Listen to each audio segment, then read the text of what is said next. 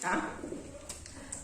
A gente já sabe que o sistema nervoso central ele é constituído, né, de medula espinal e de encéfalo. A gente já viu, basicamente, na aula da semana passada, que eu ainda vou falar sobre as particularidades, principalmente do cerebelo. Tá? Eu volto e eu faço uma revisão geral ali para vocês. Então, observem, eu falei para vocês, né, que essa estrutura que fica localizada ao longo da coluna vertebral, vocês lembram que a coluna vertebral é formada pelas vértebras cervicais, as vértebras torácicas, né, as vértebras lombares, as vértebras sacrais aqui e as vértebras coxígeas, né? Então, no interior de cada vértebra ao longo da coluna vertebral tem um forame vertebral. Né? Uma vértebra posicionada um ao lado da outra, aqui, olha gente, calma, uma ao lado da outra, vocês conseguem visualizar esse vergalhão aqui dentro? Reproduzindo justamente, né, que está dando sustentação, mas é uma reprodução da medula espinal ao longo da coluna vertebral. Então, ao longo de toda a coluna forma um canal vertebral, né, que vai abrigar justamente e proteger a medula espinal. Medula espinal e o encéfalo corresponde justamente ao sistema nervoso central. Eu falei para vocês que vocês lembram que justamente aqui nessa região, né, caudal da vértebra, deixa eu pegar aqui. Deixa eu pegar aqui. Aqui, eu vou pegar aqui.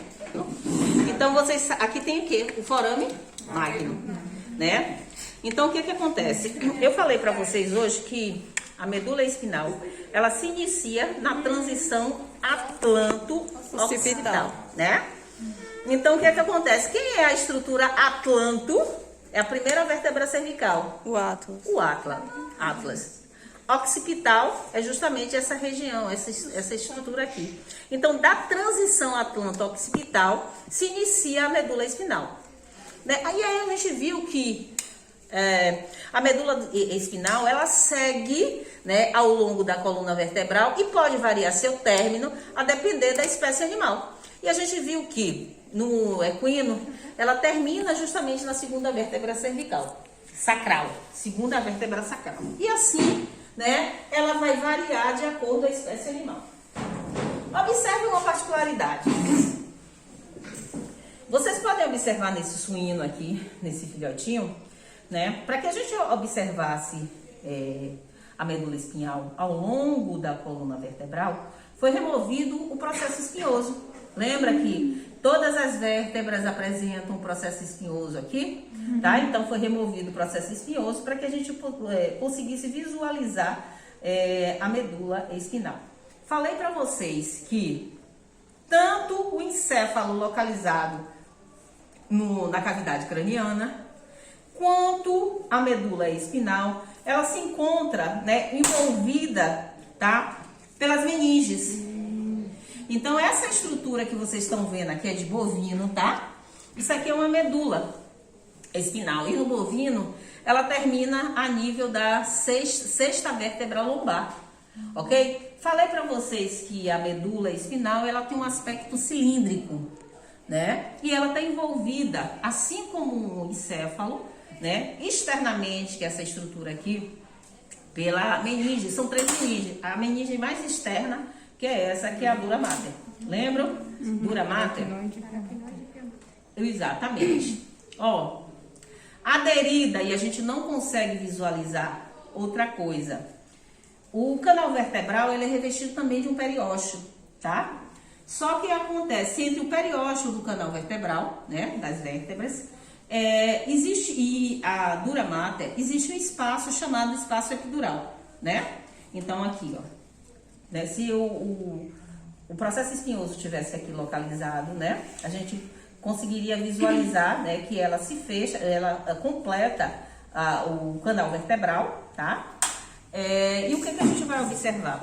Existe um espaço entre essa dura mater e o periósteo o periósteo das vértebras ao longo da coluna vertebral. E o que acontece? Existe um espaço que é chamado de espaço epidural entre o periósteo das vértebras, né, ao longo da coluna vertebral e a dura mater, que é essa camada mais externa, que é chamado de espaço epidural. Aqui na medula espinal, a gente diz que ela existe. Existe tecido adiposo, um plexo venoso aqui, né? Existe, tem um espaço maior do que a gente observava lá na medula, no encéfalo. Por quê? No encéfalo, a gente diz que a dura mater, ela tá, ó, em contato íntimo com o periósteo da dura mater. A gente diz que lá no encéfalo o espaço epidural é virtual, mas aqui ele existe na medula espinal. Vamos lá. Se a gente remove, tá, a primeira camada aqui, a gente vai observar que sob esta camada existe a dura mater. Eu sempre mostro aqui internamente, por quê?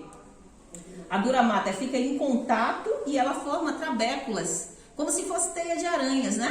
Filamentos, aracnoide, ela forma filamentos, aracnoide, forma filamentos. Mas a gente diz o quê? Que existe um espaço aí, a dura mater e aracnoide. A gente consegue aqui separar? A gente não consegue visualizar, tá? Mas no animal, provavelmente um animal vivo, a gente consiga, né, identificar que entre a dura mater e a aracnoide a gente consegue separar justamente essas duas meninges. Entre a dura mater e a aracnoide, a gente diz que existe o espaço subdural. O espaço subdural, lá a gente fala que tem uma camada, é um espaço capilar. Mas aqui na medula espinal, apesar de ser descrito uma lâmina bem fina de líquor ou líquido cerebroespinal, a gente sabe, é descrito na literatura que entre a dura mater e a aracnoide existe, tá, o espaço epidural, que é dito aqui como virtual. O espaço virtual lá no encéfalo é o espaço epidural, mas aqui na medula espinal o espaço epidural, o espaço virtual é o espaço subdural, aqui na medula espinal. Outra, a gente vai observar também, identifique aqui, vocês estão visualizando uma camada fina? Bem fininha, ó, vocês estão vendo aqui? A pia mater. Então, a pia mater, essa daqui é a camada, né, que tem contato íntimo com o tecido nervoso. Ela tem contato diretamente com a medula espinal, assim como lá no encéfalo ela vai ter em contato, né, com o tecido nervoso, com o encéfalo, ok? Então, a gente diz que o espaço existente entre a aracnoide e a pia mater, a gente diz que é o espaço subaracnoide. Tá? Esse espaço subaracnoide, ele contém uma quantidade maior de líquor ou líquido cerebroespinal, tá? Outra particularidade. Esse espaço, a senhora disse que é entre